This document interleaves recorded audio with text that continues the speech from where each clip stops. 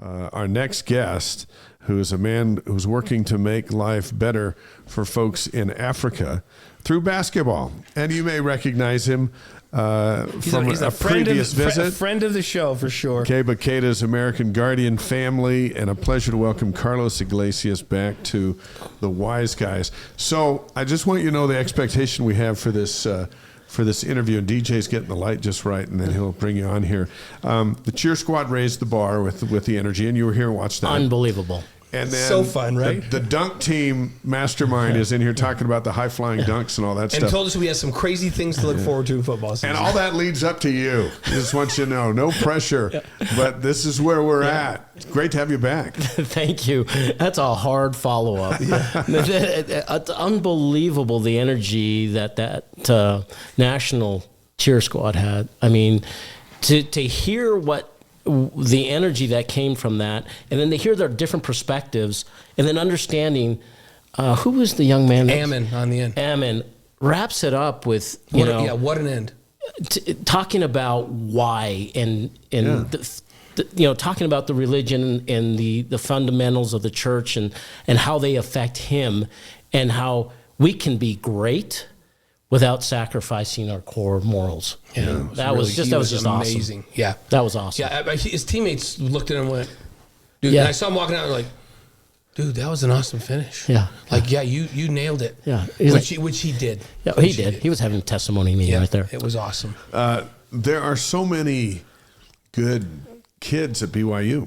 You know, we focus a lot on the athletes here in this show, but we have the landscape national champions in here a couple weeks ago. They're just the brightest and best from all over the world, and these four that fit that mold. Keba fits that mold with the basketball team, and you spend half your life now at the Marriott Center, but you sense it. You look around at the student section, and it's different. It's just different here. It is. There's this thing out there that we're all hearing about, and you guys touched on it a little bit. BYU's paying the most money, and as an American parent to Keba and host family assist to some of these other players, that's not true. Yes, they're being competitive, but it is what these coaches and these staffs are bringing to BYU, and they're bringing the core morals with it, but they have high standards, and having those high standards not only in athletics but academically and spiritually, that's a combination that is hard to beat. Look at what the football team did. I mean, when they went 5-7 2 years ago, yeah, and then all of a sudden 11-2. I mean, I didn't expect that. No one did. That was just, and again, that goes to, and Kalani did a great job of keeping the staff, the players, and then having them excel. You look at what BYU's done. We've had Dave Rose, what a great coach. Yeah. Okay, a great staff. Then comes Mark Pope, unbelievable coach. Then who's this Kevin Young dude? He comes in. I've got Keba up at the University of Utah. Right. The whole thing pretty much blows up, and I feel bad because Craig Smith. I love Craig Smith. What a great coach. And we know Craig well. I knew him from the Colorado State games. I love Craig Smith as well. In fact, when he took that job, I'm like, oh no, Utah's gonna be really good. But they didn't get there. They just no. And I don't know if he had the resources and the things that he needed up there to succeed. Right. It just seemed like the support wasn't there, but. Here, and then we have, so that happens, and Keba goes, I got to go, Burgess is out. Like, okay, right. I got to get into the portal. So I'm like, okay, you sure? Now, because I've been trying to help, Craig Smith, we're in it for the academics, number one. You're going to pick your school, and then you're going to stay all 4 years. Mm-hmm. Unless something like the coaching staff blows up, and that's pretty much what happened. So Keba, meets with Kevin Young. I meet with Kevin Young first, and I'm like, okay, this guy, there's just something about him. And then he meets with Keba. I'm in Guatemala, and he's doing his visit. He comes home, Carrie's, he comes home and tells Carrie, I guess he has the longest conversation he's ever had with Carrie. I think it lasted 10 minutes. He's poured his soul out for 10 minutes. I'm glad you brought your wife in here today. Yeah, yes. Okay. And he's like, I think I'm going to go to BYU. And it wasn't for the money, because there was a lot more money out there. Yeah. Okay. Right. There was something special. And then, okay, here we go. We start the season. And look at the season we had one year with Kevin Young. Well, Yeah. So there's a lot. And if you talk to the players, I've been able to go to practice and stuff. And you talk to those players, they felt like they had a connection that was unbelievable. And Keba said that. Yegor said that. Richie has said that. All those kids are, so there's something special. And it's a lot more than just money. So Brock Harris was on with us last week, 4-star tight end down in Pineview High School in St. George. And Blaine asked him what set BYU apart from all the places that you toured, and he said Michigan, Georgia, like everybody was offering Brock Harris, one of the top tight ends in America. And without hesitation, he goes, it's the spirit, man. He goes, the spirit's at BYU, and then he expounded on it a little bit. And here's a kid who still has a senior year of high school coming up. That's not prodded by anybody. It's just what he felt and recognized. And then he said, and all the other big time recruits coming here, they feel it too. And now opposition to BYU hates to hear that because they can't recruit against that, right? It's like, that's usually, they must be paying them more money. It can't possibly be true. Yeah. But here's Brock Harris, could go to anywhere, and he goes, no, the spirit's there. That's what I want to be around. And you don't have to be a member of the church to feel it, to experience it, because we've seen this roster come together with guys who all want to be here for all the reasons that include, it just feels good to be here. It's amazing. And you heard what Demon said, Yeah, and we know that Yeager's not a member of the Church of Jesus Christ of Latter-day Saints, but he basically bore his testimony about how his faith grew while he was here. Yeah. And that was one of the greatest parts of his experience here. Yeah. So we got a lot to talk about tonight. Yes. But let's start, since you brought up Kevin Young, let's go right there. Okay. This roster that has been built, and Keba's been here and kind of watched the whole thing here in the offseason. World's #1 recruit, a couple other guys, and now Richie announcing he's back. And so now you've got this nucleus where I would imagine that your center is feeling like they're going places next year. Yeah, he's pretty excited, but he's like, okay, let's not get too excited. He's like, we're way past. Yeah. He's like, right. he himself, because he's so quiet. He's, he's an introvert, and so he doesn't want to get like ahead of it. Right. But yeah. So it's his mentality. We just got work to do now. We got work to do. We got work to do. Yeah, and he's excited. I mean, obviously that Richie component. Keba doesn't say a whole lot, but I know that was very, very nice to see that. Sure. The cherry on. Yeah. Are he and Richie close? Does he? Not really. They communicate when they have to, but no, Keba's pretty independent. I mean, him and Foose would talk, but they communicate when they need to, which is that's Keba. Well, the motto of the school is the world's our campus. Just look at the basketball roster. Oh my gosh! Right, so you got an opportunity. How it gets tied together will be interesting. Yeah, because you literally have players from all over the world still, and now the expectation to be great. Oh yeah, and I think they'll perform. I mean, what Kevin's done, and being able to work with some of those coaches that they have on staff. They understand what's behind this whole thing, and it's not just, we're going to run a pro style game and we're going to just send everybody to the NBA. Right. I mean, it's everything, and I've had personal conversations and interactions with some of these coaches, and it's been unbelievable. It just continues to solidify and validate what BYU is about. And what they really do care. They care about the education. They care about the well-being of these kids. Yeah, and that's not always the case. No. Yeah. So how has basketball been used as a tool? Let's talk about Mali, where Keba's from, in Africa, and you have some projects going on there that we want to talk about for the next few minutes. How's basketball been used as a tool to bless the lives of African young people? Yeah. Well, and bless the lives of a lot of other youth that, basketball is just a tool to bring some kind of structure, but yet hope for these young men. Obviously, we don't. If I can go back a little bit in time, in 2016 was the first time I went to Mali, Africa, and we're doing eye surgeries, we're doing teeth extractions, we're doing basketball camps, we're doing days for girls, a lot of health education, and they wanted a basketball camp. They've never experienced anything like that from the U.S. because Mali is a travel for advisory country. They don't, Westerners shouldn't really go there, right? And so they've never got to see an NBA style camp. So they wanted something like that. And I was invited by Mike Clayton, who is the founder of the Mali Wellness Foundation, to come and help with the basketball camps and the building of a basketball court. They already had everything organized, and I was just there to help. Yeah. And then things changed like 2 weeks before. Carlos, our coach, bailed out because he had something come up. The contractor that was coming with us, he had something come up, so he couldn't go. So I ended up having to beg and plead for other coaches, and we got a coach out of BYU to come with us.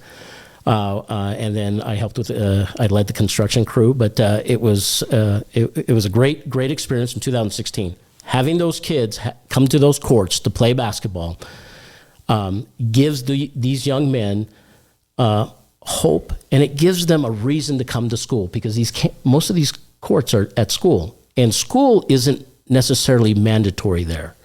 There's nobody there that's going to hold them accountable. You got to go to school. You're not going to get arrested. So we've got to do something to keep these kids in school. So why not sports? And so that's how we started having these camps. Who's been involved in these camps? Richie Saunders. Yeah. Back when he was 15, he started. Amazing. Jared McGregor, he's on the team. Then obviously, as these young men started to continue to grow and help and learn how to serve, we started to take some of these young men that we've They came to the camps, right, and learned, and then given them an opportunity to come to the United States to get a high school education and hopefully get a college degree, and then obviously some of these kids, and we've been very, very fortunate to have some great athletes come through the camps. Madi Susoko, who ended up going to Michigan State for 4 years. Right. Last year he was at Cal, then Foose. Yeah. And what an incredible career he's had here at BYU. As a matter of fact, I called him a couple of hours ago, and he said, Foose, you're a college graduate from the United States. And it just, he's so excited, really excited. And then following him, Keba. Right. And so to see that we have now multiple young men who have come to high school, got a high school education, and now have gotten a college degree, that means so much for these young men because their country does not have opportunities. You got to be a small clique, very well connected, and good luck if you find a decent job. So this gives them a great opportunity. So this is one aspect, one way to do this. Yeah. And you do camps now, the Africa Elite basketball camps, not just in Mali, right? You do them in Senegal as well? Yes. So we'll do it this year. We'll do it in Senegal and in Mali. Last year I wasn't there with them, but they hit Egypt because we had Khalifa. Yeah. And we hit Egypt, Senegal, and Mali. And then when these camps start, the kids who are running the camps are the kids who used to be in the camps. Yes. So we're talking about Keba, Kadeem Mbu. Yep. Moat Mag. Yep. And who else is involved with it this year? And so we have Malik. Malik, who plays for TCU. Right. Okay. He's the young man that we brought after Keba. Oh yeah, yeah, and great kid. He's the most talkative of all the boys that we've brought over. Very, and then we have Ali Tori, Ali Topo, and they are right now at Anthem Prep, working with Coach Marty Hawes. Right. You know, right. he's there, and oh my gosh, I'm drew a blank, but Dave Rose's brother, I believe, is Grant. Is there. Sorry, Grant. Having an old moment. We love the Rices. Yes, and so so those boys, you know, they now come back and give back to these camps that we have. And what's amazing is you look at the children that are there, even the school teachers and the staff or the administrators, like they look at these young men and it's like, wow, they've really grown up, and look at the opportunity. And not to get into any details, but these young men are starting to give back. Like the court that we're going to be building a court in Senegal, and that'll be, you know, Kadim's court. You know, that's amazing. You know, and these courts are made out of, I mean, they're concrete courts. They're real courts, and those are very expensive, hard to come by. Rare over there. Right? Very rare. Yeah. And then in Mali, we're going to do the same thing, and that one will be, you know, supported by Malik. And so it's just amazing to watch these young men be able to grow and get educated, have an opportunity to learn a whole different culture, language, and then give back. And it's moving, you know, to see progress. Well, this movement isn't cheap. No. And Cougar Nation is engaged. When they get involved in a good cause, we've seen it here on Wise Guys. A lot of people just need to know, hey, how can I help further this along? I mean, this even goes to improving people's access to water with what you've got. So these basketball camps in Senegal and Mali, going to go build a court and do these things this year. How can people help? Well, the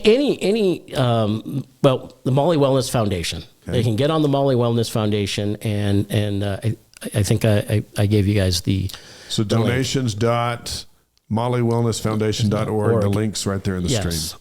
Perfect. And it categorizes if you want to do for villages, you want to do, but really what we're looking for, if there's any way, is support in this athletic venture that we're doing. And there's one for sports if you look in there, and it'll say for like $20 or whatever, and you can click it as many times as you want. But that would be very helpful. You know, it's funny, if it's okay if I talk a little bit about background on this. Yeah. I was just having a conversation with a friend of mine who happens to be my wife's boss. His name's Rich Hart, and we're just talking on my... Is he a good boss? I think he's a great boss. Okay, we'll give him a shout out. Nice job being a good boss. Great boss. Okay. And I said, like, you know, I'm looking at my bank account. You know, it's none of us, Mike Clayton, us board members, we don't get paid. Right. And so we rely on our funding and our donations and everything. And I'm like looking like, I think we're going to come up short. I'm looking at my savings account. I'm like, oh my gosh. Let's hey, Rich, hey, you got some friends, you know, we just need a little bit of help here and everything. And he's like, yeah, I'll rally up some friends and everything. And then, you know, of course he talks to Jack, who's the you know, producer, our main guy here that provides the studio and everything. And they're like, Carlos, just get on the show. You know, there's people that want to help. And it's uncomfortable to ask for money. So we're very grateful to be on here. And we're grateful. Wise Guys are your friends. That's right. That's right. How much do we need to raise? Yeah. Well, it'd be nice if we can get to 5,000. I mean, we could always use more than that, but where are we at? Are we anywhere near 5,000? How much work do we need to do? Well, Rich Hart started the kickoff, so yeah, we were over 1,000 yesterday, and so I haven't looked at it. You know, we have a team right now, and one of the board members who's over the account, he's in Mali right now, and they're doing eye surgeries, and they're going to try to do 150 cataract surgeries in 1 week. And we've took 3 doctors and a couple nurses, and so we're trying to have some success there in that avenue. We do that every year, so but it's awesome. It's awesome, and so so be specific on the website when we go to mollywellnessfoundation.org. What exactly do we need to click on? Okay, so when you get there, then you'll scroll to donate. Okay, and then once you go to donate, there's different. Do you want to donate for the well? Do you want to donate for a village? For this, we're going for sports. And then they'll say basketball. They'll say other soccer or whatever. Just whatever sport. That all will go to the same. To the same. Okay. Is that fund that you need to be able to go help continue to do what you guys are doing? Now, please, everybody understand the show is going on. Right. It's not hinging. It's not hinging on this. It's not hinging on that. But we would appreciate. And people always ask, how could we help? How could we support? Some people want to go, and they're more than welcome to come. But this is a way that they can help, even if it's $5, $20, $100, whatever they feel comfortable with. But again, why do we do this? We do this to help these young men have a future. Their parents are giving up these children for a future for their families and their villages and their communities. And we're seeing the fruits of our labor that we started back in 2016, to have college graduates, and these kids are starting to give back to their communities. That is our whole purpose. And BYU has been so good in providing the atmosphere for it. And it's, we have kids that have gone to other schools, but you think about Foose, the kind of person that young man is. You look at Richie Saunders and Jared McGregor, and you look at Keba, and these kids are all coming here for a reason. And it's a special place. The fan base is unbelievable. The support here is unbelievable. It's just the right place to do this. And this has to go a little deeper for you here. This is part of who you are in changing people's lives. So I know it goes deep for you. Yeah. How deep does it go? You got to get there, don't you? You have to. I saw it and I said, I'm going to take it, and we're going to go right. Growing up, and I think I shared this before, growing up, inner city LA kid, single parent, struggled, we struggled. And it's not a good thing. It's not a good thing. And I always said, if there's a way that I could give back one day, if I can just make enough money to make ends meet, I'm going to try to help people. And my wife will attest to that. It's like, you're doing too much, not that she doesn't want it, but you don't lose perspective, all right? You got to take care of yourself, your health, and everything else. Mm-hmm. But it is, there's nothing better that touches a human heart, that moves, than serving others.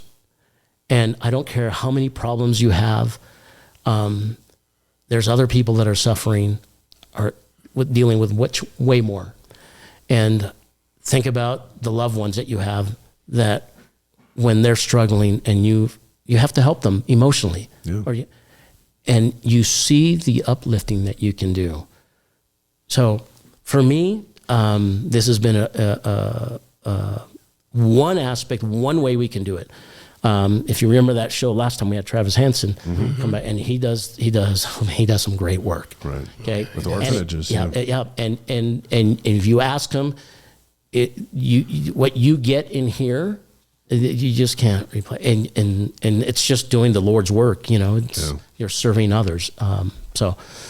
You're a good man, and we're happy to share all of that stuff with Cougar Nation, and of course listening on our podcast. If you're not seeing it, you're hearing it. mollywellnessfoundation.org. Go to sports, donate what you can. We're going to get to that 5,000 spot, and let you continue to do your work. Well, I appreciate that, and thank you again for inviting me. This is a great show, and it was great to listen to that. The cheer squad. They're so right. We got national champions here, guys. Yeah, we do. Cougar Nation. Here's our last question for you, Carlos. All right. With Debanza, Saunders, Keita, Wright, and Kennard in the starting five, I told him not to write off Diamande too. How far is this BYU team going next year?